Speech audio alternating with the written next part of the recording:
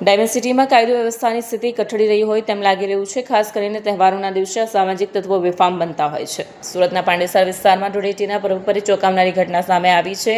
Viral થયેલા CCTV ફૂટેજમાં સ્પષ્ટપણે જોઈ શકાય છે કે ધોળે દિવસે ભરચક વિસ્તારમાં અસામાજિક તત્વો હાથમાં ધારદાર ચપ્પુ લઈને ફરે છે. આ તત્વોએ એક યુવકને ઘેરી લીધો હતો અને તેને ચપ્પુ બતાવી ડરાવવાનો પ્રયાસ કર્યો. એટલું જ નહીં, તેને બળજબરીથી પકડી રાખીને માર પણ મારવામાં આવ્યો. લોકોની અવરજવર વચ્ચે પણ તેઓ આ પ્રકારની હિંસક પ્રવૃત્તિ કરતા અચકાયા નથી. આ વિડીયોમાં સૌથી હૃદયદ્રાવક દ્રશ્ય એ છે કે જ્યારે આ ગુંડા તત્વો યુવક પર હુમલો કરી રહ્યા છે, ત્યાં હાજર એક નાનો બાળક સતત આજીજી કરી રહ્યો હતો. તે માસૂમ બાળક હુમલાખોરોને ન મારવા માટે કરગરી રહ્યો હતો. પાંડેસરાનું શાંતાનગર ગીચ વસ્તી ધરાવતો વિસ્તાર છે. ધૂળેટી જેવા તહેવારના દિવસે જ્યારે લોકો ઉજવણીમાં મગ્ન હોય ત્યારે આવી ઘટના બનતા સમગ્ર વિસ્તારમાં ડરનો માહોલ ઊભો થયો છે.